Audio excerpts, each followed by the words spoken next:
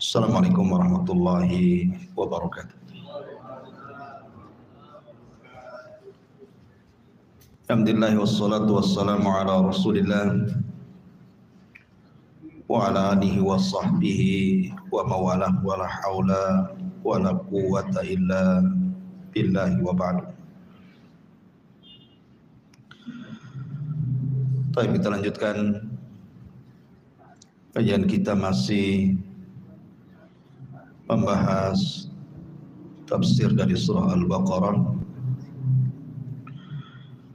dan kita masuk pada ayat ke 38.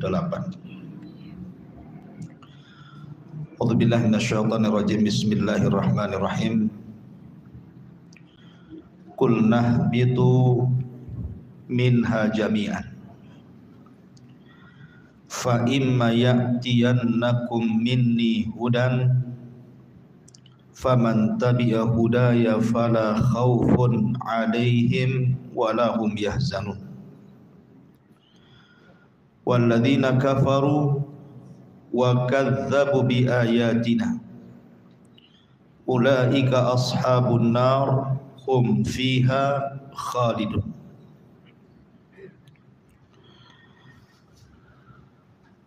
Allah Subhanahu wa ta'ala berfirman, turunlah kalian semuanya dari sorga.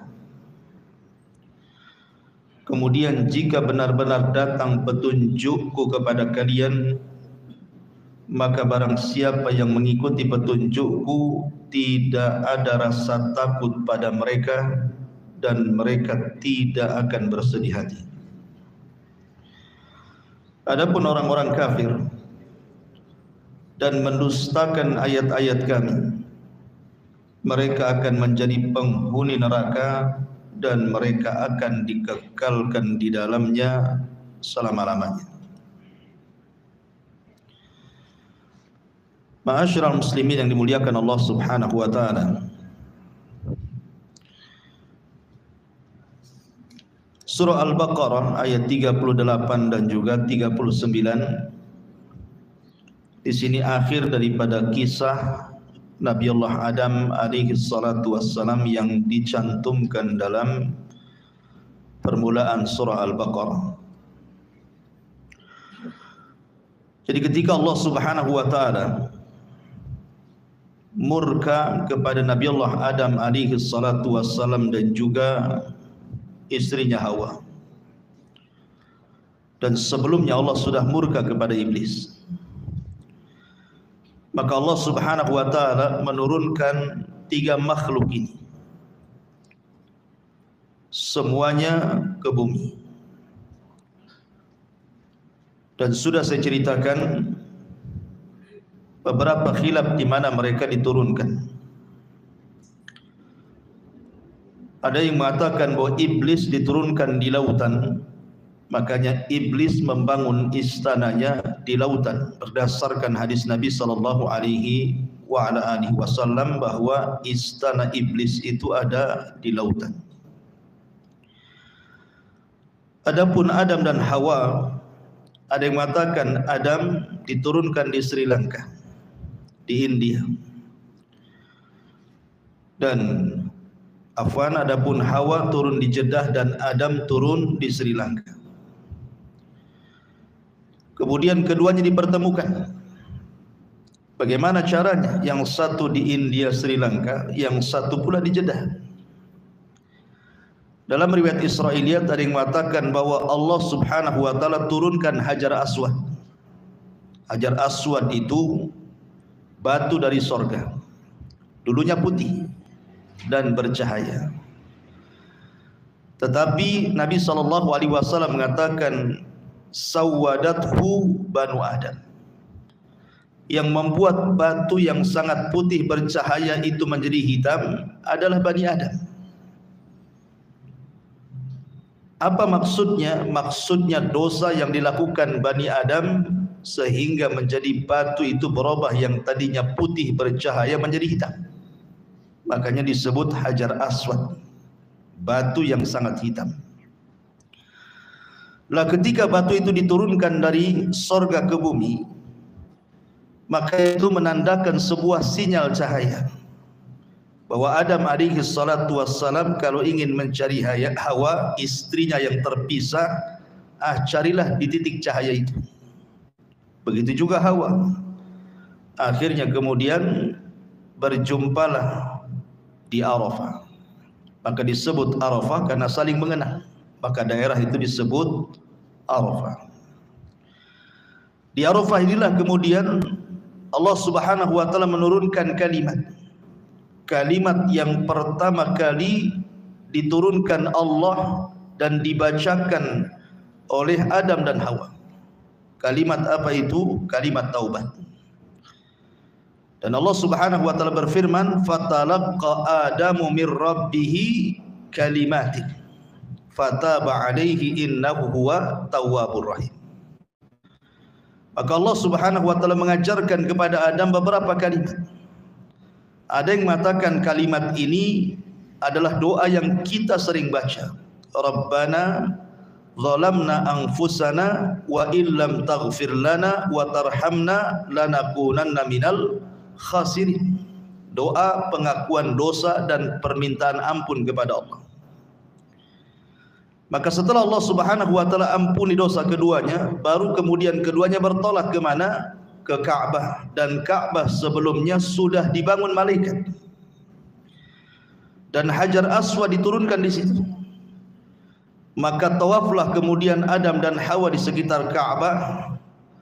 Inilah yang menjadikan kemudian bahwa bumi pertama kali manusia beribadah adalah di sekitar Ka'bah. Makanya Ka'bah itu menjadi mulia karena disitulah bumi pertama kali diibadahi oleh manusia Adam dan Hawa. Terlebih kemudian kemuliaan Ka'bah ini bertambah-tambah saat dilahirkan Nabi SAW. Dan bertambah-tambah kemuliaannya saat diangkatnya Nabi menjadi Nabi dan Rasul. Dan bertambah-tambah kemuliaannya saat Ka'bah kemudian dibebaskan dari segala jenis kesyirikan pada Fathu Mekah. Dan bertambah-tambah kemuliaannya saat Ka'bah dijadikan kiblat bagi seluruh kaum muslimin. Dan bertambah-tambah kemuliaannya saat seluruh manusia setiap tahun datang untuk melaksanakan haji. Itulah Ka'bah. Disitulah Adam pertama kali beribadah kepada Allah Subhanahu wa ta'ala. Ma'asyiral muslimin yang dimuliakan Allah Azza wa Jalla. Tidak mungkin Adam dan Hawa hidup berdua. Harus memiliki keturunan. Makanya kemudian Allah Subhanahu wa taala menganugerahkan kepada Adam 40 putra dan putri. Dan Allah anugerahkan setiap kehamilan selalu kembar. Jadi Hawa itu hanya melahirkan 20 kali saja. Tapi sekali melahirkan laki-laki dan perempuan. Dan itu hikmah, keinginan dan kehendak Allah Subhanahu wa taala. Karena Adam alaihi salatu wassalam itu diberikan usia panjang. Dalam hadis yang sahih, ketika Allah Subhanahu wa taala menciptakan Adam alaihi salatu wassalam, Allah usap punggungnya. Kemudian keluar ruh dari punggung Adam itu. Ruh-ruh yang akan menjadi anak keturunannya sampai kiamat. Kemudian Nabi Adam alaihi salatu wassalam diperlihatkan ada dari umatnya yang bercahaya di dahinya. Kemudian Adam takjub dan mengatakan, siapa itu? Maka dikatakan kepada Adam, itulah Daud dari keturunan. Kemudian Adam berkata, berapa usianya? Maka dikatakan usianya hanya 60 tahun. Adam mengatakan, kenapa sedikit? Bagaimana kalau kutambahkan dari usiaku, genapkan 100 tahun? Jadi usia Adam diambil 60 tahun diberikan kepada Nabi Allah Hud. Akhirnya kemudian ketika usia Adam sudah 940 tahun, datang malaikat maut dan hendak mencabut nyawanya. Kemudian Adam mengelak dan mengatakan, bukankah usiaku masih tersisa 40? Jadi ketika usianya 960 tahun ya. Karena yang 40 tahun kan diberikan kepada Nabiullah Hud. Nabiullah Daud alaihi salam. Kemudian Adam lupa kalau yang 40 tahun itu sudah diberikan kepada Nabiullah Daud. Dari sinilah kemudian anak turunan Adam menjadi pelupa. Makanya manusia disebut al-insan dari kata-kata nisyan, lupa. Artinya Adam diberikan usia hampir 1000 tahun. Walaupun dikurangi kepada Nabi Allah Daud alaihi salatu wassalam, menunjukkan bahawa usia Adam itu cukup panjang. Sehingga kemudian anak-anaknya beranjak dewasa. Dari situlah kemudian Allah Subhanahu wa taala mensyariatkan kepada Adam untuk menikahkan. Bolehnya saudara dengan saudari menikah, tetapi jangan kembarannya. Boleh menikah antara saudara dengan saudari kandungnya, tapi syaratnya jangan kembarannya. Lah kebetulan dari anak-anak Adam ini yang paling besar adalah Qabil dan Habil. Ada yang mengatakan Qabil itu kakaknya, ada yang mengatakan Habil itu ayahnya, atau sebaliknya, wallahu a'lam. Karena tidak dijelaskan dalam Quran dan juga hadis Nabi sallallahu alaihi wasallam. Tapi yang jelas bahwa itulah yang dikisahkan dalam Al-Quran, di mana Allah Subhanahu wa taala kemudian memerintahkan Adam untuk memerintahkan putra putrinya menikah, karena tidak ada orang lain masalahnya. Akhirnya kemudian Qabil disuruh menikah dengan kembarannya Habil, dan Habil disuruh menikah dengan kembarannya Qabil. Dari sini iblis datang dan menggoda Qabil dan mengatakan, wahai Qabil, lihat kembaran Habil itu tidak cocok untukmu, kurang cantik, tapi lihat kembaranmu cantik. Akhirnya kemudian Qabil pun terpengaruh dengan syaitan, kemudian ditanamkan hasad. Makanya para ulama mengatakan seperti Imam Ibnul Qayyim rahimahullahu taala, bahwa penyakit hati yang pertama kali muncul di langit dan muncul di bumi adalah hasad. Adapun di langit hasadnya iblis kepada Adam. Adapun di bumi hasadnya Qabil kepada Habil. Makanya kenapa hasad itu sangat bahaya dalam Islam, sampai Nabi SAW mengatakan, iyyakum wal hasad, hati-hati kalian jangan hasad, karena hasad itu bisa membakar pahala kalian seperti api membakar kayu bakar, kata Nabi. Ma'asyiral muslimin yang dimuliakan Allah Azza wa Jalla. Akhirnya kemudian Qabil pun marah. Dia datang kepada saudaranya Habil, mulailah mengancam, kalau engkau tetap mengambil sembahku, la aqtulannak, saya akan bunuh kamu. Tapi Habil adalah orang baik. Dia mewarisi sifat-sifat Nabi Adam alaihi salatu wassalam. Tentu kalau kita punya anak banyak, mungkin kita punya anak 5 atau 6 atau 7, tentu di antara anak-anak kita itu pasti ada yang salah satunya yang kita sukai. Mungkin kecerdasannya, mungkin ketampanannya, pasti adalah. Pasti hati kita itu cenderung kepada salah satu dari mereka. Apalagi kalau seandainya sudah tampan, baik, cerdas, hafal Quran, oh, tentu makin senang kan begitu. Maka Habil itu anak kesayangan Adam karena mewarisi sifat-sifatnya. Lah Habil ini tidak seperti Qabil.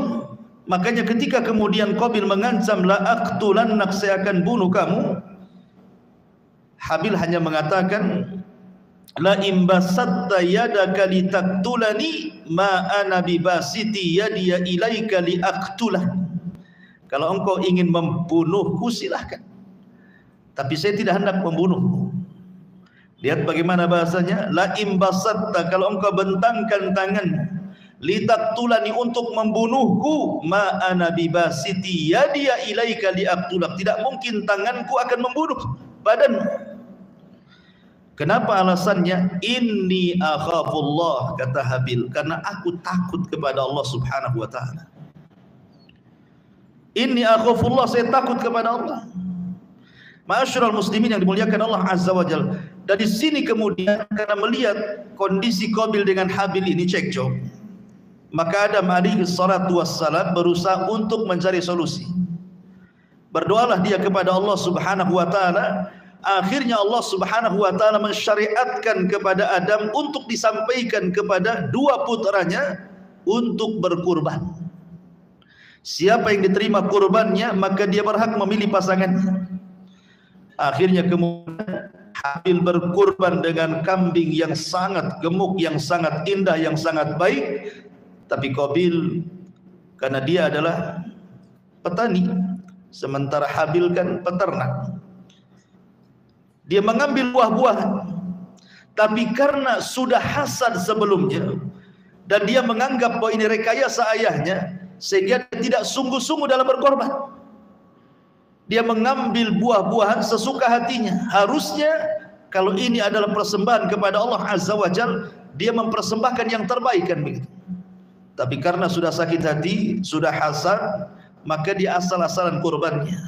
Akhirnya Allah Subhanahu wa taala hanya menerima kurbannya Habil dan menolak kurbannya Qabil.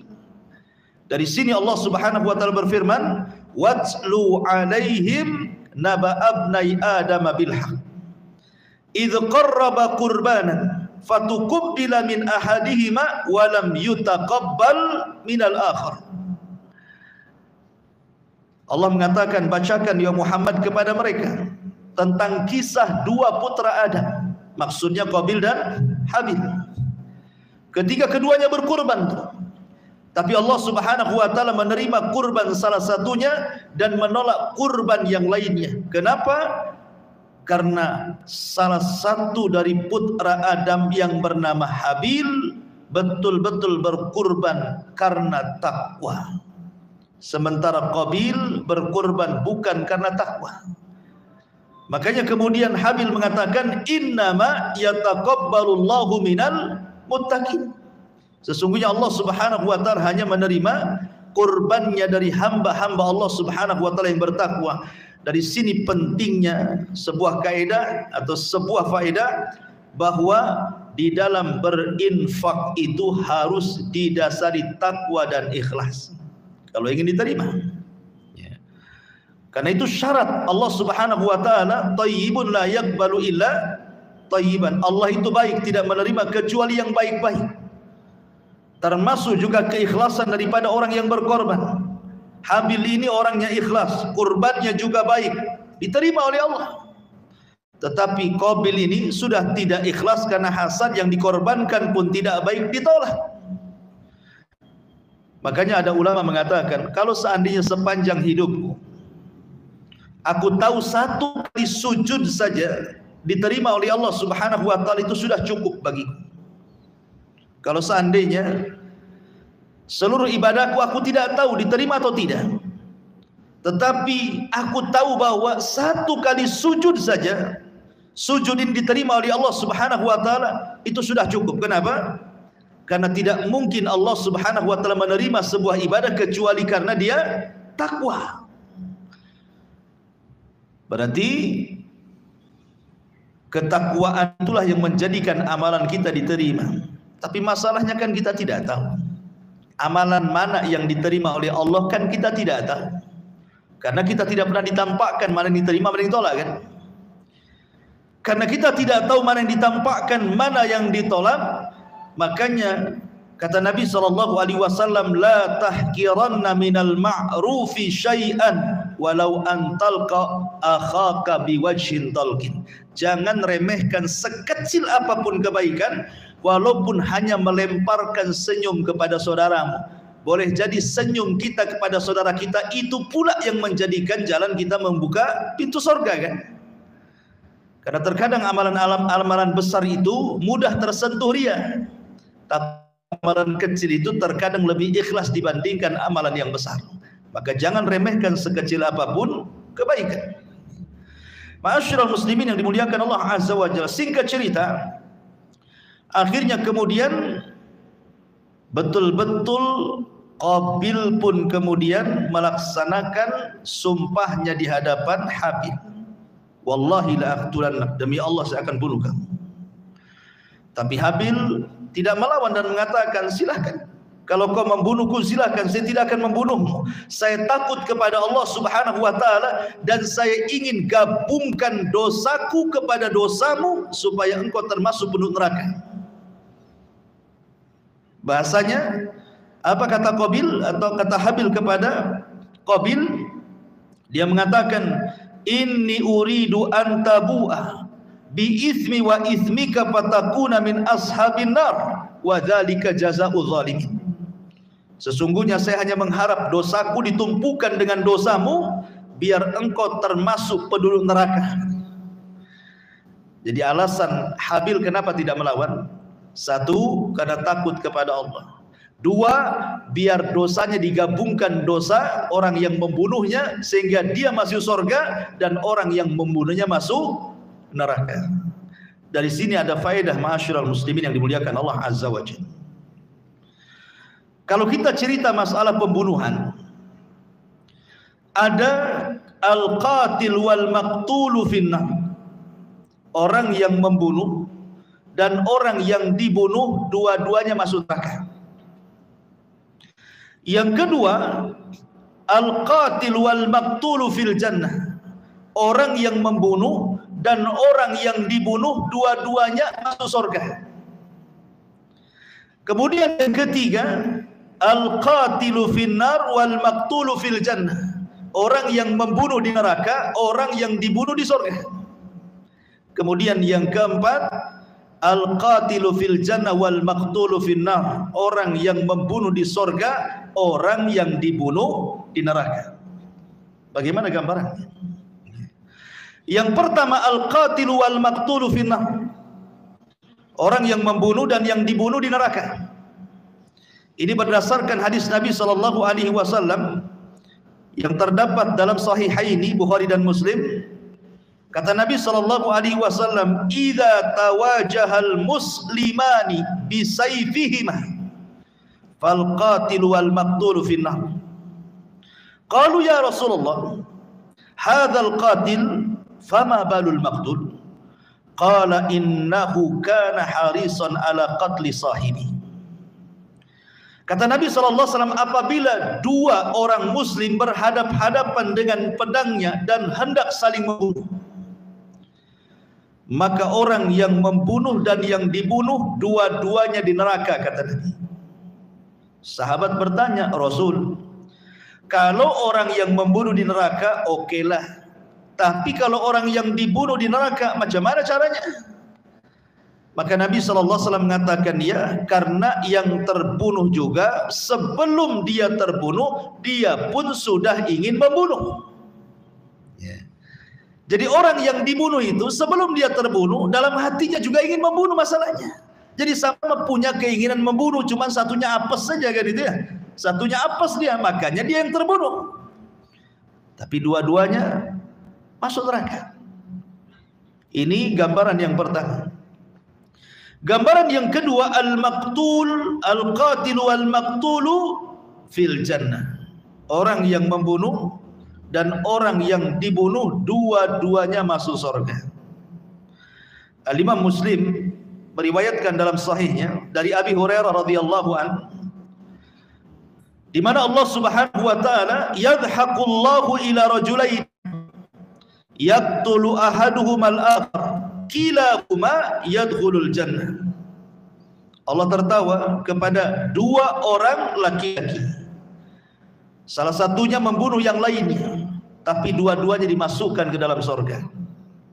Faqalu, sahabat bertanya, kaifa ya Rasulullah, bagaimana tuh gambarannya tuh? Yang membunuh dan yang dibunuh dua-duanya masuk surga. Maka Nabi SAW memberikan gambaran, yuqatilu hadza fi sabilillah. Ketika terjadi perang antara muslim dan kafir, yang muslim ini kemudian mati gugur, orang yang mati dalam pertempuran mati syahid, masuk surga. Tsumma yatubullahu 'alal qatil. Tiba-tiba kemudian yang membunuhnya taubat, masuklah dia ke dalam Islam. kemudian fayuqatilu fi sabilillah fayustashhad, maka dia pun kemudian setelah masuk Islam ikut perang lagi, tetapi di kubu orang Islam dia pun gugur juga, mati syahid, maka dua-duanya di sorga, kata Nabi. Itulah al-qatil wal maqtulu fil jannah, yang membunuh dan yang dibunuh masuk sorga. Yang ketiga, orang yang membunuh di neraka dan orang yang dibunuh di sorga. Sama seperti orang dalam jihad. Orang kafir membunuh orang Islam, orang Islam yang dibunuh dalam peperangan syahid, yadkhuluna al-jannah bighairi hisab, masuk surga tanpa hisab.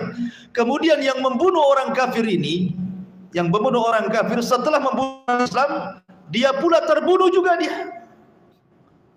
Saling bunuh-bunuhan kan? Tapi yang satu orang kafir, yang satu muslim, dua-duanya mati dalam jihad. Maka yang kafir ini masuk neraka karena kekafirannya, yang muslim masuk surga karena kesyahidannya.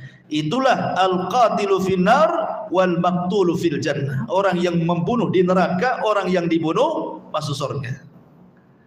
Kemudian yang terakhir kebalikannya, al-qatil fil jannah wal maqtulu finnar, orang yang membunuh masuk surga, orang yang dibunuh masuk neraka. Sama-sama saat jihad juga. Di mana orang Islam membunuh orang kafir, selesailah dia, orang kafir masuk neraka. Kemudian orang yang membunuh ini terus dia di atas keislaman sampai dia mati, maka dia masuk surga. Ma'asyiral muslimin yang dimuliakan Allah Azza wa Jalla, adapun kasusnya Qabil dan Habil, ini masuk pada gambaran yang pertama, kasusnya Qabil dan Habil. Kenapa Habil ini masuk surga dan Qabil masuk neraka? Karena yang ada keinginan membunuh itu siapa? Qabil. Habil itu tidak ada keinginan membunuh. Kalau seandainya Habil ada keinginan membunuh, masuk sabda Nabi, dua-duanya neraka. Tetapi Habil itu tidak ada keinginan membunuh. Dari mana kita tahu? Dari perkataan beliau Habil, la imbasatta yadaka litaqtulani ma ana bibasiti yadiya ilaika liaqtulak inni akhafullah. Kalau engkau ingin membunuh silahkan, tapi saya tidak akan membunuhmu karena saya takut kepada Allah. Dari situ Habil tidak ada keinginan untuk membunuh, maka Habil masuk surga, Qabil masuk neraka. Bahkan Qabil harus menanggung dosa yang sangat besar. Perhatikan sabda Rasul dari Abdullah bin Mas'ud radhiyallahu anhu. Nabi sallallahu alaihi wasallam bersabda, "La tuqtalu nafsun zulman illa kana 'ala ibni Adam al-awwal kiflun min damiha li'annahu kana awwal man sannal qatlah." Siapapun yang membunuh dengan cara zalim, siapapun yang membunuh dengan cara zalim, kecuali anak Adam yang pertama si Qabil, akan dapat bagian dosanya karena dia orang yang pertama kali mencontohkan membunuh. Jadi kalau sejak zaman Qabil sampai hari ini ada orang yang membunuh dengan cara zalim, otomatis orang yang membunuh itu kan dosa. Ribuan orang yang sudah membunuh, otomatis ribuan dosa ini si Qabil juga akan nanggung dosanya. Kenapa? Karena dia yang ngasih contoh keburukan. Sementara Nabi SAW bersabda, "Man sanna sunnatan sayyi'atan falahu wizruha wa wizru man amila ba'dahu la yanqusu min auzarihim syai'a," kata Rasul. Barang siapa yang mencontohkan keburukan, maka dia dapat dosa, dan dosa orang yang mencontohnya tanpa mengurangi dosa mereka sedikit pun, dan begitu seterusnya. Berarti Qabil ini banyak di dosanya, karena setiap dosa pembunuh itu dia dapat bagiannya tuh. Maka jangan memberikan contoh keburukan kemudian ditiru orang, maka orang yang menirunya dapat dosa dan orang yang menirukan pertama dapat bagian dosanya. Auzubillah. Jadilah orang-orang yang mencontohkan kebaikan, jangan jadi pencontoh keburukan. Ma'asyiral muslimin yang dimuliakan Allah Subhanahu wa taala. Setelah kemudian Qabil pun ketika dibunuh oleh Qabil dengan cara pengecut. Padahal dalam beberapa sirah itu dijelaskan, badan Habil itu sebenarnya lebih besar, lebih kekal. Kalau seandainya mau berkelahi, Qabil itu kalah sebenarnya. Ya kita melihat dari postur tubuh gitu ya, dan kekuatan.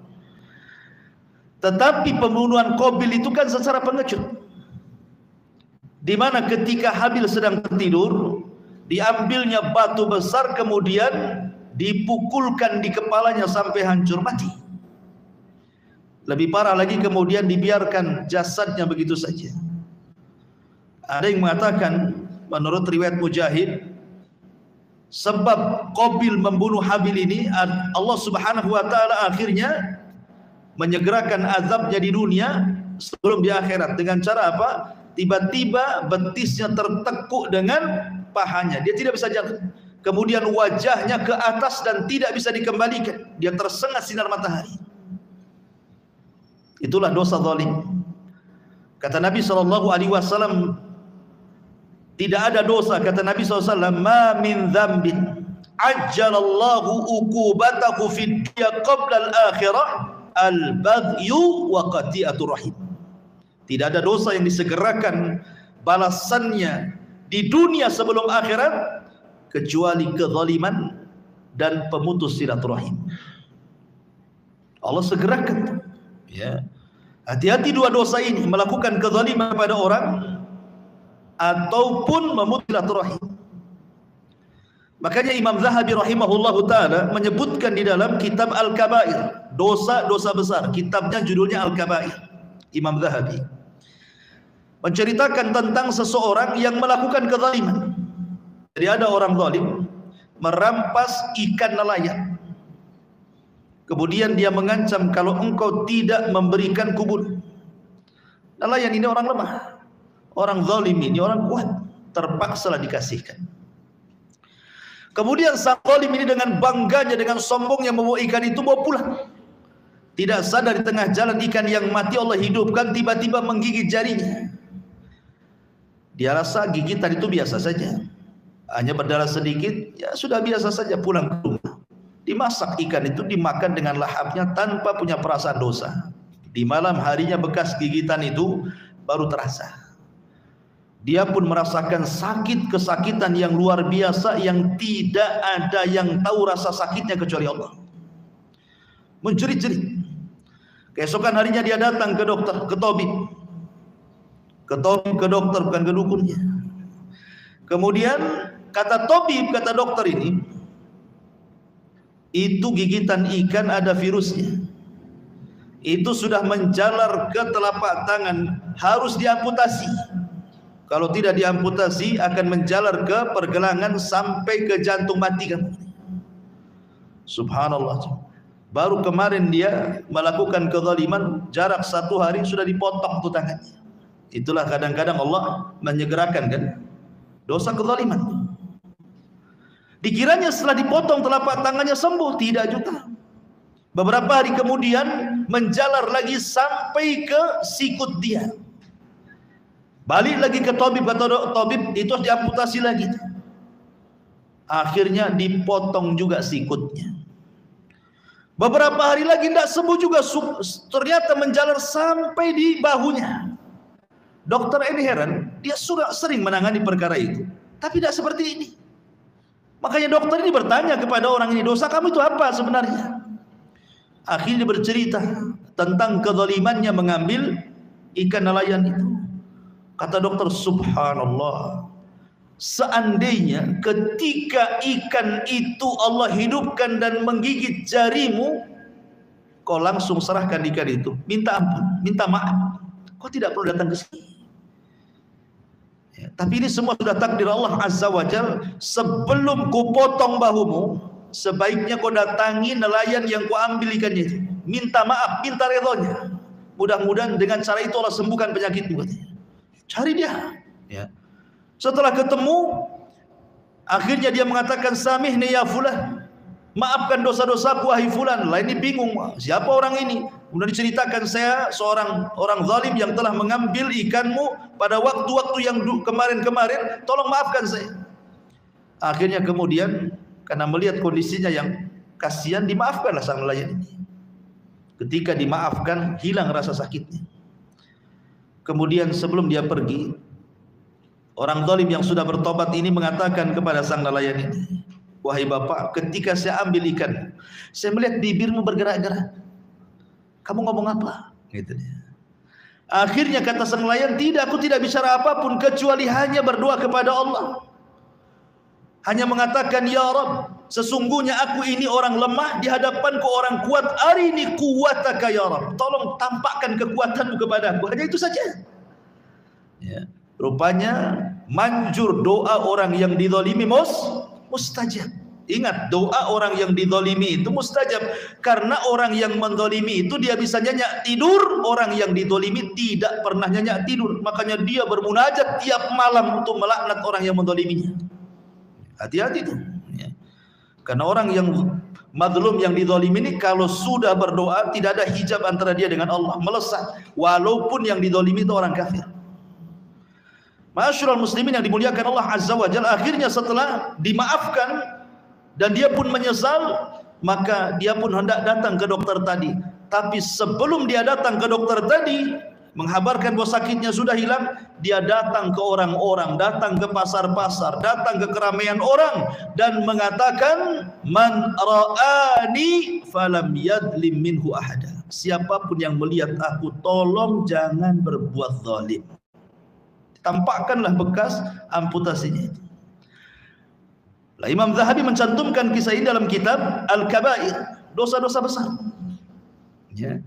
Nah di sini lihat bagaimana Habil ketika dibunuh oleh Qabil secara zalim, maka Allah berikan hukuman kepada Qabil kan itu. Makanya Rasul mengatakan tidak ada dosa yang disegerakan hukumannya di dunia sebelum akhirat. Salah satunya al-baghyu, kezaliman, wa qati'atur rahim, dan orang yang memutus silaturahim. Ketika kemudian Qabil sudah membunuh Habil, maka disinilah cerita peradaban dimulai. Manusia mulai terpisah jadi dua. Setelah Qabil membunuh Habil, dia malu berjumpa dengan Adam bapaknya. Akhirnya dia bawa istrinya kembarannya untuk menjauh dari kabilahnya Adam yang ada di perbukitan. Dia memilih ke lembah. Akhirnya kemudian Qabil dan juga istrinya beranak pinak di lembah itu, sementara Adam alaihi salatu wasallam berada di perbukitan dan bersama anak dan cucunya. Disitulah kemudian terpisah antara dua kabilah, kabilah Adam dan kabilah Qabil, satu di bukit, satu di lembah. Dan Adam mulai memberlakukan tidak boleh orang bukit kemudian turun ke bawah. Ma'asyiral muslimin yang dimuliakan Allah Subhanahu wa taala.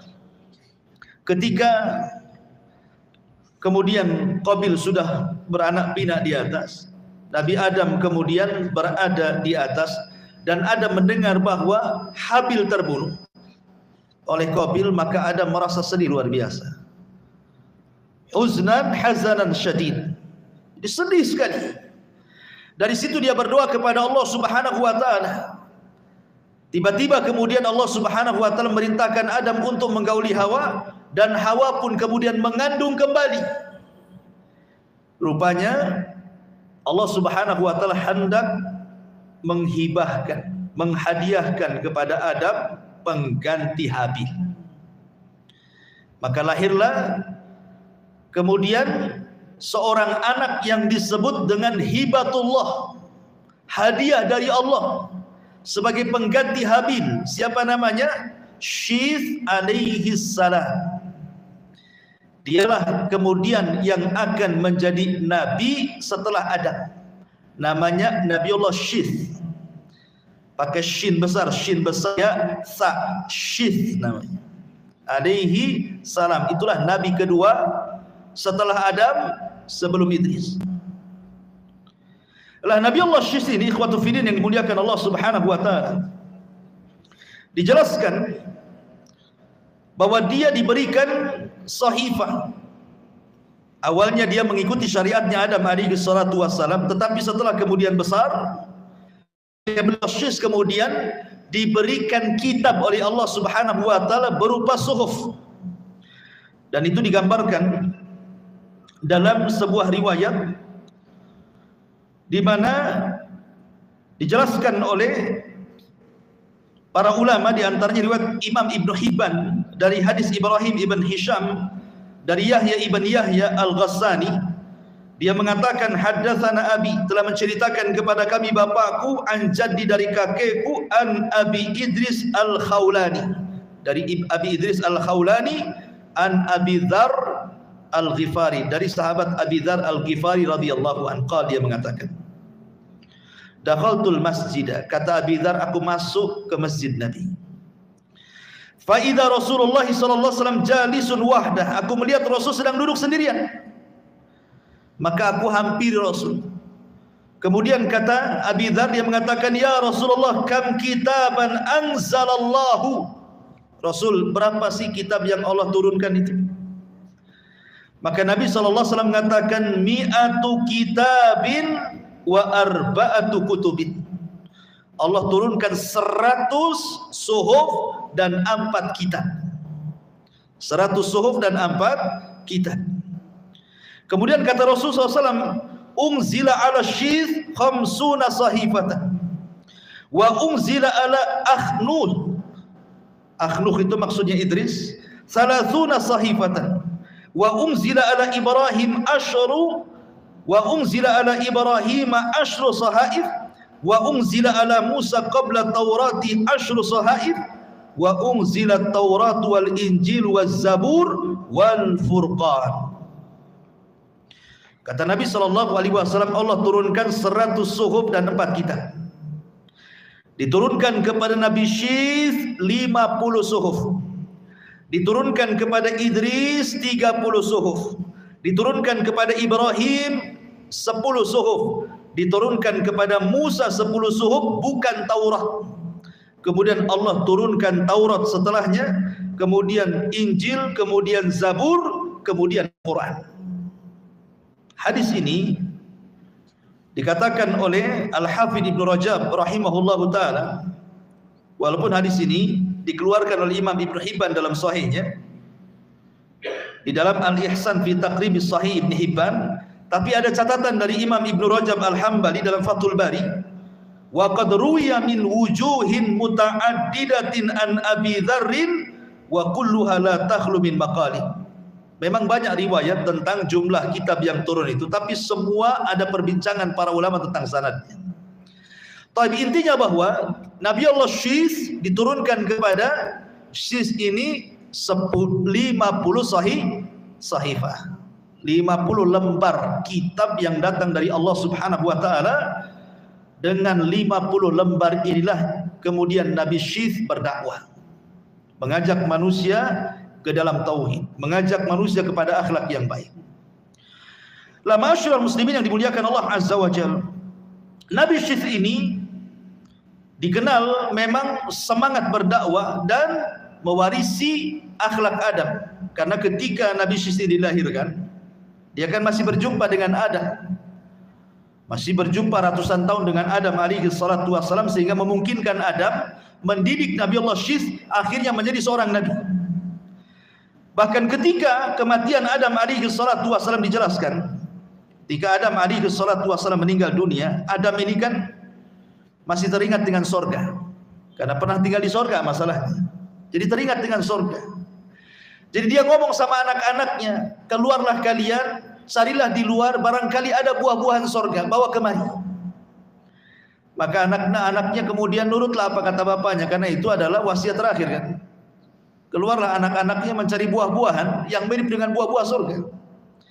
Di tengah jalan berjumpa dengan malaikat. Kemudian kata malaikat, ila aina tadhhabun, pergi ke mana kalian?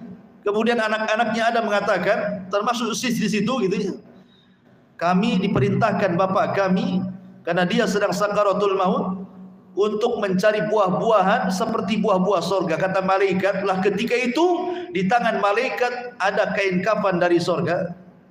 ada wewangian dari sorga sudah membawa perlengkapan fardu kifayah. Jadi kata malaikat ini kembali kepada rumah kalian. Sesungguhnya ayah kalian sebentar lagi mau meninggal. Akhirnya anak-anaknya kemudian datang dan malaikat maut sudah datang kepada hadapan Adam alaihi salatu wasallam. Ketika melihat itu malaikat, Adam meminta kepada istrinya untuk menyingkir. Kemudian Adam alaihi salatu wasallam pun akhirnya dicabut nyawanya. Maka kemudian malaikat mengajarkan bagaimana caranya fardu kifayah. Mulai dari memandikan, mengkafankan, menyolatkan sampai kemudian menguburkan. Ma'asyiral muslimin yang dimuliakan Allah Azza wa Jalla. Lah dari sinilah kemudian Nabi Allah Syith alaihi salam itu menjadi penerus Adam alaihi salatu wassalam. Dan Syith membuat syariat, meneruskan syariat Adam. Tidak boleh para pengikutnya yang ada di bukit berjumpa dengan para pengikut Qabil yang ada di lembah. Sampai pada waktunya Nabi Allah Syith kemudian meninggal dunia. Ketika meninggal dunia ini, jarak antara Syith ke Idris kan jauh. Ada beberapa abad berlalu tuh. Ya. Sehingga kemudian peran iblis di sini masuk. Iblis ini peran karena kekosongan Nabi kan. Adam sudah nggak ada, Syith sudah meninggal, Idris pula belum lahir. Di sini terjadi zaman fatrah. Inilah kesempatan iblis untuk menggoda Bani Adam. Dengan cara apa? Iblis ini ma'asyiral muslimin yang dimuliakan Allah Azza wa Jalla berpura-pura menjelma manusia. Setelah berpura-pura menjelma manusia, dia mencari pekerjaan di salah satu kebun yang ada di lembah di kabilahnya Qabil. Pura-pura mencari pekerjaan, jadi pekerja di kebun. Ya nyangkul ya apalah gitu. Kemudian akhirnya iblis ini mengajarkan kepada pemilik kebun itu suara seruling. Ya, dibuatlah seruling, kemudian ditiup. Dan itu belum pernah ada suara-suara bunyi-bunyi kayak begitu. Akhirnya kemudian sukalah ini pemilik kebun ini. Kemudian akhirnya diundanglah kawan-kawannya. Akhirnya iblis pun kemudian meniupkan seruling-seruling itu. Akhirnya suara seruling itu dijadikan pesta tahunan oleh kabilah Habil ini. Kalau mereka pesta, mereka akan meniup seruling itu. Makanya Rasul mengatakan mizmar min mazamiri syaitan. Seruling itu dari suara-suara syaitan, kan itu riwayatnya. Jadi akhirnya suara seruling yang ada di bawah ini sampailah ke ada di bukit.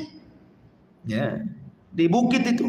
Yang laki-lakinya penasaran, ada apa sih suara-suara gaduh di bawah itu? Mulailah turun. Anak-anak muda dari atas 1-2 itu ngintip, ada apalah suara gaduh di bawah itu. Lah dalam hadis Nabi SAW, turunan Qabil itu laki-lakinya tak tampan, perempuannya pula cantik-cantik. Sementara yang di atas, ya kabilahnya Syith alaihi salam itu terbalik pula. Laki-lakinya tampan-tampan, perempuannya pula tak tampan. Ya. Akhirnya kemudian yang laki-laki yang tidak tampan ini belum pernah melihat perempuan yang cantik. Yang cantik pula belum pernah melihat laki-laki tampan. Masalahnya si tampan dan si cantik ketemu, jatuh cinta. Akhirnya terjadilah perzinahan pertama di dunia. Berzinah mereka antara yang ada di bukit dengan yang ada di lembah ini. Akhirnya terjadi perzinahan. Awalnya dari musik, berakhir dengan perzinahan. Makanya musik, zina, khamr itu 3 serangkai tidak bisa dilupakan, tidak bisa dilepas. Musik, zina, khamr wajib ada. Itu 3 maksiat yang tidak bisa dipisahkan. Sebab kalau seseorang kemudian minum tanpa musik, geleng-geleng gak asik. Harus ada musiknya, geleng-geleng. Habis mabuk baru zina. Naudzubillah. Akhirnya kemudian terjadi kerusakan. Tapi subhanallah, Allah masih menjaga akidah kaum muslimin. Belum ada kesyirikan. Mereka tidak bisa digoda untuk melakukan kesyirikan. Karena kesyirikan itu terjadi setelah berlalu 1000 tahun. Antara Nabi Adam ke Nabi Nuh alaihi salatu wassalam. Di zaman itu kalau maksiat ada, ya, maksiat musik, maksiat perzinahan, minum khamar itu ada di situ. Tapi belum ada kesyirikan hebatnya di situ. Belum ada kesyirikan, hanya dosa-dosa besar saja. Akhirnya semakin rusak, makin sedikit yang baik yang di atas, makin banyak pula yang jahat di bawah. Di sini Allah Subhanahu wa taala kemudian utus kepada mereka Nabi Allah Idris alaihi salatu wassalam. Setelah beberapa generasi itu, baru Allah Subhanahu wa taala utus Nabi Allah Idris alaihi salatu wassalam. Idris itu dikatakan Idris, namanya kan Anuh, tadi sudah dikatakan namanya Anuh. Tetapi Idris disebut Idris li kathratid dirasah, karena banyak belajar dia. Idris itu banyak baca, banyak nulis. Karena dia orang yang pertama nulis dengan pena. Dia orang yang pertama baca, mempelajari ilmu bintang, bukan ahli nujum, bukan. Kalau nujum itu dukun, ya ilmu falak gitu ya. Kemudian juga dia orang yang pertama kali menjahit baju. Antum jangan gambarkan seperti gambaran orang-orang yang membuat film primitif bahwa Adam itu telanjang, Hawa telanjang. Ini menghina bapak kita. Adam itu sudah pakai baju di sorga. Kemudian ketika diturunkan ke bumi juga Allah katakan di dalam Al-Quranul Karim, ya bani Adam qad anzalna alaikum libasan yuwari sawatikum warisan walibasut taqwa dzalika khair. Allah mengatakan dalam Al-Quran, wahai bani Adam, kami turunkan kepadamu pakaian. Jadi Allah Subhanahu wa taala tunjukkan kepada Adam itu untuk berpakaian menutup aurat. Jadi Adam itu sudah menutup aurat, yang entah dengan apa lah kan gitu ya, entah dengan kulit, entah dengan dedaunan di zaman itu, Allahu a'lam. Tapi kemudian jangan kemudian digambarkan Adam itu kemudian telanjang pakai koteka saja, enggak gitu. Ya. Ma'asyiral muslimin yang dimuliakan Allah Azza wa Jalla, Adam berpakaian, Hawa juga berpakaian. Ya cuma ditutup dengan dedaunan dan begitu seterusnya gitu. Karena ada orang yang kemudian membuat film Adam Hawa semua dua-duanya telanjang. La ilaha illallah. Ya. Ma'asyiral muslimin yang dimuliakan Allah Azza wa Jalla, maka kembali ke kisah Idris. Jadi ketika Nabi Allah Idris alaihi salatu wassalam kemudian diutus, maka Idris berusaha memperbaiki kondisi. Bagaimanapun yang dihadapi Idris ini berat sekali. Karena masalahnya keburukan sudah menyebar kan, lebih banyak dibandingkan kebaikan. Tapi Idris itu nabi yang paling semangat memperbaiki orang. Sampai dalam riwayat Israiliyat itu dengan dakwahnya berhasil dia menarik 1000 orang dari kaumnya. 1000 itu sudah banyak di zaman itu, karena umat kan belum banyak. Akhirnya kemudian Nabi Allah Idris alaihi salatu wassalam, karena Idris kan orang Babil, pendapat yang Raja Iblis itu dilahirkan di Babil. Babil itu Irak, walaupun ada yang berpendapat di Mesir. Jadi setelah Idris kemudian berdakwah dengan sedemikian kencangnya, semangatnya, banyak memberikan hidayah, dia takut kalau seandainya orang-orang masih tinggal di Babil. Kalau masih berdekatan dengan kabilah Qabil ini bahaya. Ya. Akhirnya kemudian Idris pun mengajak hijrah orang-orang yang beriman dari Babil Irak dibawa ke Mesir. Di Mesir inilah maka Idris kemudian menggembleng mereka. Makanya penting seseorang itu mencari lingkungan kan gitu. Mencari lingkungan yang baik itu penting. Kata para ulama itu dahulukan al-jar qabla dar gitu. Dahulukan al-jar qabla ad-dar. Dahulukan tetangga sebelum rumah.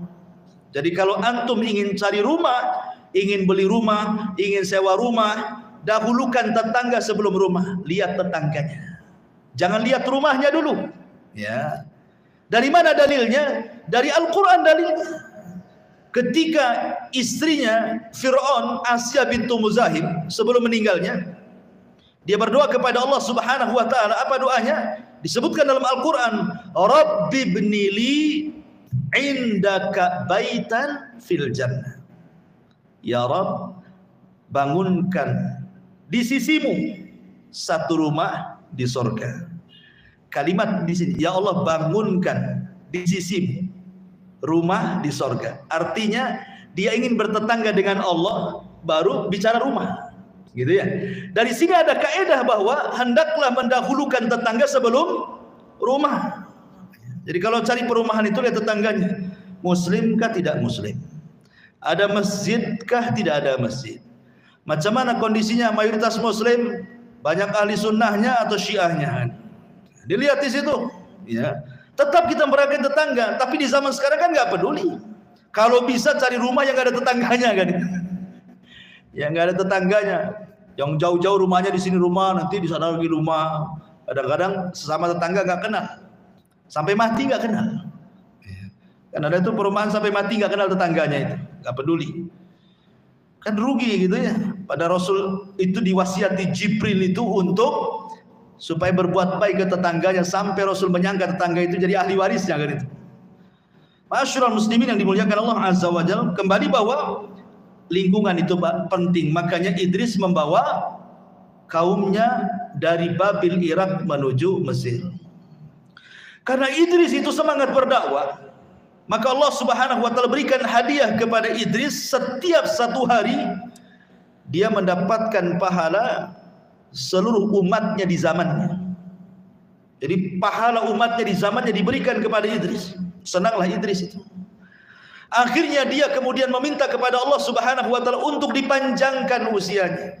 Sampai terjadi khilaf tentang di mana meninggalnya Idris ini. Ada yang mengatakan bahwa ketika Idris menginginkan usianya dipanjangkan, dia datang kepada malaikat yang selalu bersamanya. Ada yang mengatakan Jibril, ada yang mengatakan yang lainnya, untuk dipertemukan dengan malakul maut. Kata malaikat ini, saya tidak mungkin memintakan kepada Allah Subhanahu wa taala agar usiamu dipanjangkan, karena usia itu takdir. Tapi kalau engkau mau, cobalah kau bincangkan dengan malakul maut gitu. Dengan malaikat maut. Kata Idris, gimana cara ketemunya? Akhirnya kemudian dinaikkanlah Idris ke langit keempat, dan Rasul pernah berjumpa di langit keempat dalam peristiwa Mi'raj kan gitu ya.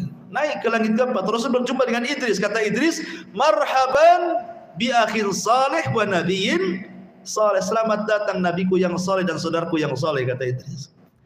Jadi Idris ini diterbangkan ke langit keempat. Allah Subhanahu wa taala berfirman, wa rafa'nahu makanan 'aliyan, wa rafa'nahu makanan 'aliyan. Wadhkur fil kitab Idris innahu kana siddiqan nabiyya wa rafa'nahu makanan 'aliya. Sebutkan wahai Muhammad tentang kisah Idris di dalam Al-Qur'an. Dia seorang nabi yang jujur, dan kami angkat Idris ke tempat yang tinggi, maksudnya ke langit keempat. Sesampainya di langit keempat, kemudian malaikat ini berjumpa dengan malakul maut dan mengatakan, Idris menitipkan salam kepada. Idris menitipkan salam kepada. Ya, malaikat maut mengatakan, sampaikan salamku juga kepadanya. Ada apa dia dengan diriku? Kemudian malaikat ini mengatakan, aku antar Idris ke langit keempat itu supaya dia ingin ditambah usianya agar kau jangan mencabut dulu nyawanya. Subhanallah, kata malakul maut, baru saja Allah memandatkan kepadaku untuk mencabut manusia di langit keempat. Aku heran, mana ada manusia di langit keempat. Rupanya Idris itu maksudnya. Kemudian malaikat maut mengatakan kepada malaikat yang membawa Idris, bagaimana aku akan menambah usianya sementara dia sudah ditakdirkan usianya tinggal kedipan mata, katanya. Ketika malaikat yang mengantar Idris ini kemudian hendak kembali ke Idris, Idris sudah mati. Idza jaa ajaluhu la yastakhiruna sa'atan wa la yastaqdimun. Kalau ajal itu sudah datang, tidak mungkin maju, tidak mungkin mundur, pas waktunya. Tidak bisa ditawar-tawar. Nabi Idris saja tidak bisa nawar, apalagi kita. Ya, karena Allah mengatakan, hatta idza balagha tara wakila mantra. Hatta idza balagatit tara wakila mantra. Kalau nyawa sudah di sini, di tenggorokan, nggak ada yang bisa mengembalikan ke bawah. Wakila mantra. Siapa yang bisa meruqyah hadir kembalikan rohnya? Tidak bisa. Ya, pasti mati orang itu, karena sudah ditetapkan kan kematian. Maka Idris akhirnya meninggal di langit keempat dan tidak pernah turun. Ini satu pendapat.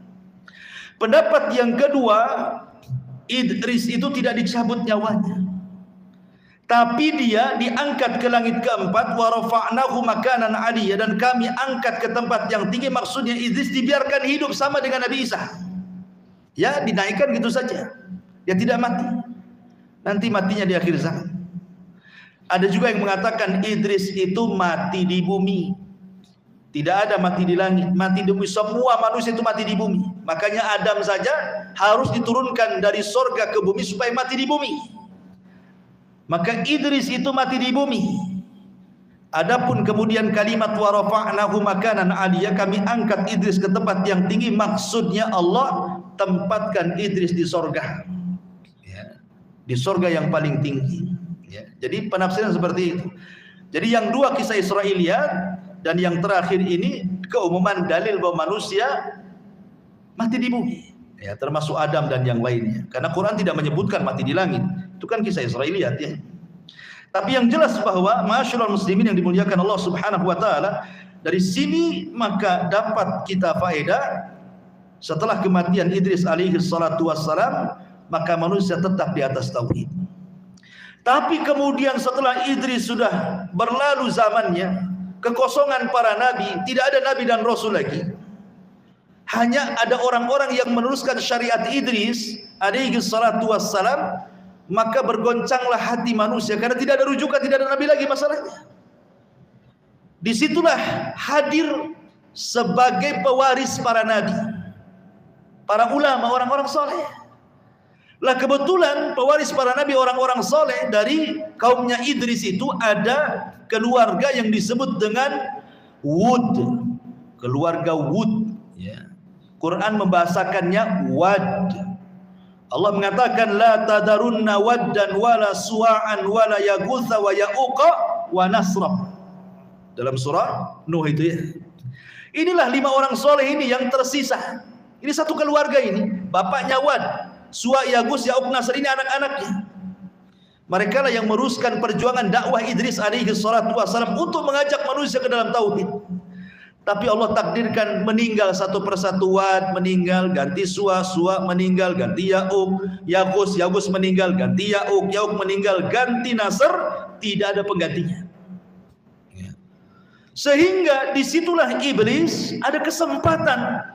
Selama ini iblis tidak bisa menyimpangkan Bani Adam sejauh kecuali hanya sekedar dosa besar. Untuk berbuat syirik tidak bisa. Di sini ada kesempatan.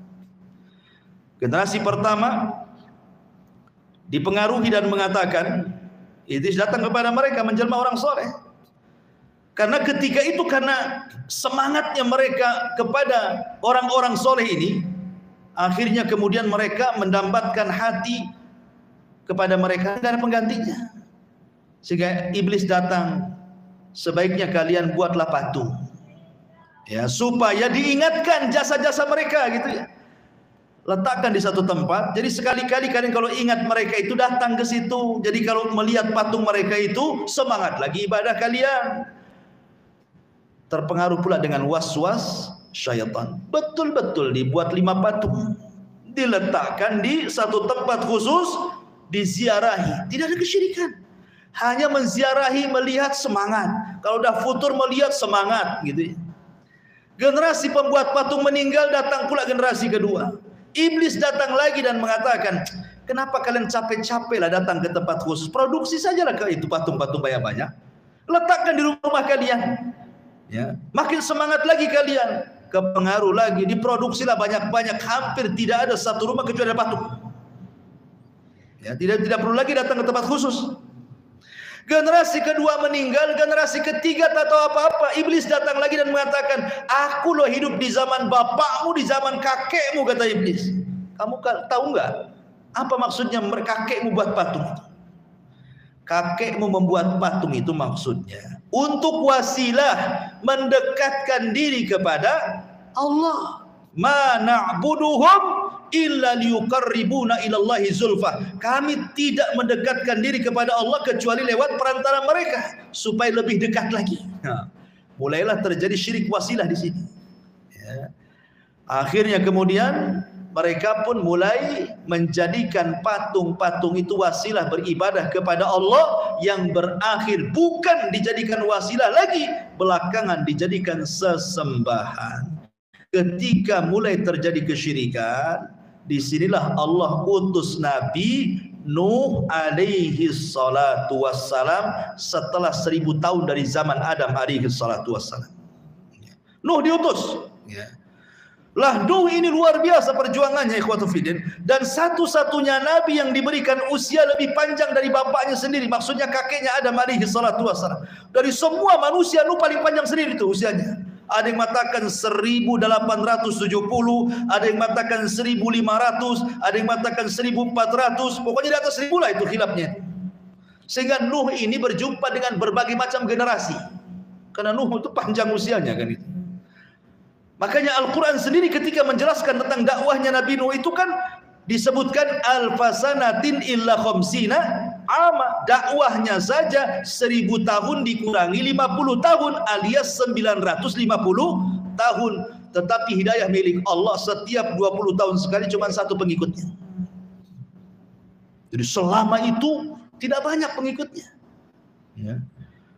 Akhirnya kemudian sudah Nuh itu sudah terlampau lama berdakwah ya kan, 950 tahun, tidak pun ada juga yang menerimanya.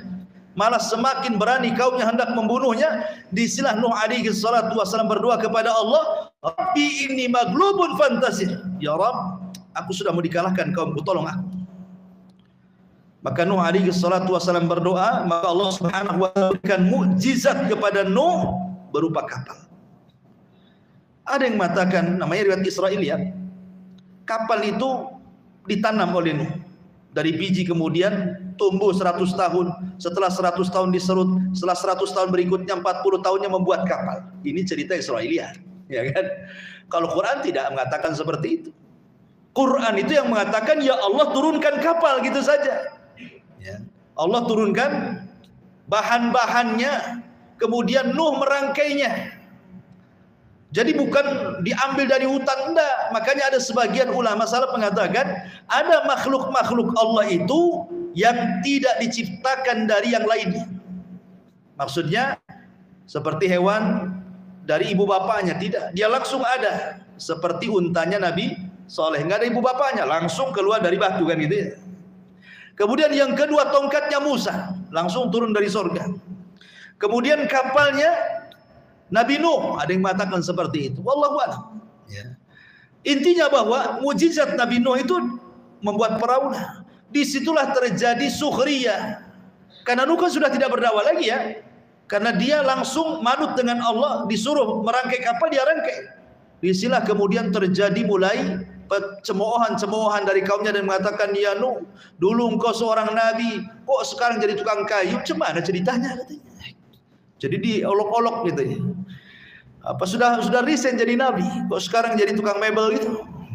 Dibuat diolok-olok ya kan, nggak tahu kalau itu adalah perintah Allah. Setelah pada waktunya Allah Subhanahu wa taala meminta Nuh untuk memasukkan hewan yang berpasang-pasangan, kemudian juga burung-burung dan juga manusia yang beriman, anak-anaknya kecuali istri dan anaknya Kanan yang kufur. Disitulah terjadi banjir bandang tupan yang luar biasa. Maka tidak ada manusia yang hidup kecuali tenggelam. Yang selamat satu dunia itu hanya di perahu Nuh. Makanya Nuh disebut Abul Bashar Ats-Tsani, bapak manusia kedua setelah Adam. Kenapa? Karena tidak ada populasi manusia kecuali yang di kapal itu masalahnya. Yang di kapal itu pun yang mendapatkan berkah dari Allah, keturunan manusia dari 3 putra Nuh, Syith, Syam, Ham dan Yafis. Nuh itu punya 4 putra, Syam, Ham, Yafis, Kan'an. Kan'an ini kufur sendiri. Sampai ketika Kan'an ini memilih agama ibundanya. Nah, terkadang hati-hati kalau punya istri ini anak kadang-kadang terpengaruh kan. Si Kan'an ini ikut ibunya dia. Ya. Makanya ketika kemudian Nuh alaihi salatu wasallam mengatakan irkam ma'ana, masuk ya Kan'an, Apa kata Nuh? Sa'awi ila jabal. Tidak perlu, saya akan naik ke gunung. Nggak akan sampai tuh banjir itu ke atas gunung. Naik dia ke gunung.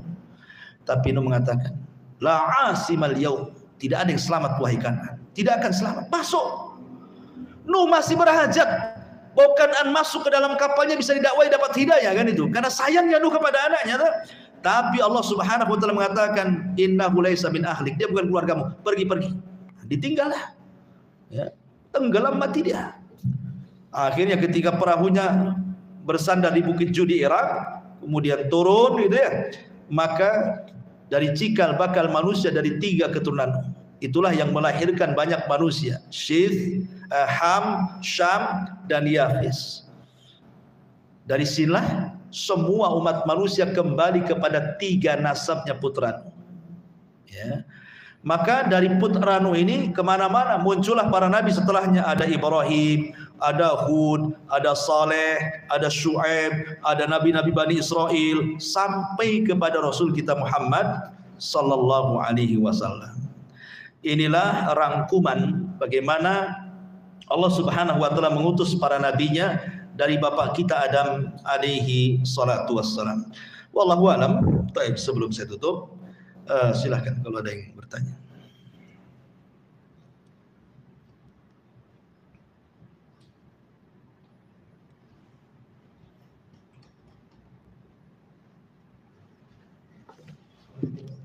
Baik. Kalau cerita tentang anak-anaknya nabinya jelas saling silang gitu, mengembangkan manusia. Kalau dari itu enggak. Kalau putra-putra Nuh alaihi salatu wassalam itu berpencar. Ya, ada yang mengatakan bahwa satu perahu itu banyak perempuannya, laki-lakinya cuman putra-putra Nuh saja. Karena kemudian putra-putra Nuh ini kemudian menyebar. Ya, sehingga menyebar inilah Rasul mengatakan bahwa Arab dari keturunan Syam, bangsa Arab, dan seluruh para nabi dari keturunan Syam. Semua para nabi. Ya. Adapun Ham itu ke arah Afrika dan sekitarnya, sehingga turunan orang-orang berkulit hitam itu dari Ham. Ya. Adapun Yafis ini ke arah Asia. Yafis ini, ya, Yafis ini melahirkan beberapa kabilah termasuk Ya'juj wa Ma'juj. Itu dari Yafis. Ya, orang-orang Afrika, orang-orang Asia kayak kita ini turunan Yafis. Makanya ada orang yang menyangka jangan-jangan Cina itu Ya'juj Ma'juj katanya. Tidak. Cina pula Ya'juj Ma'juj ya. Ya'juj Ma'juj kabilah tersendiri, dia sudah dibenteng oleh Dzulqarnain di sebuah tempat yang tidak ada yang kecuali Allah, dan akan keluar nanti itu tanda-tanda kiamat besar. Tanda-tanda kiamat besar. Karena ada orang yang kemudian mentakwil hadis-hadis akhir-akhir zaman itu dengan takwilan yang aneh-aneh. Dajjal itu bukan manusia, Dajjal itu simbol barat katanya. Oh, itulah simbol barat, Dajjal. Dajjal itu manusia. Makanya Rasul SAW menyamakan dengan manusia. Sebutkan ciri-cirinya. Termasuk Ya'juj Ma'juj. Ya, disebutkan ciri-cirinya kan. Mereka seperti bangsa Turuk, bulat-bulat seperti orang Asia. Jadi anak-anaknya Nuh menyebar satu dunia ini ya, semua kembali kepada 3 putra Nuh alaihi salatu wassalam. Wallahu a'lam. Baik, sampai di sini kita tutup. Subhanahu wa bihamdika asyhadu an la ilaha illa anta astaghfiruka wa atubu ilaik. Allahu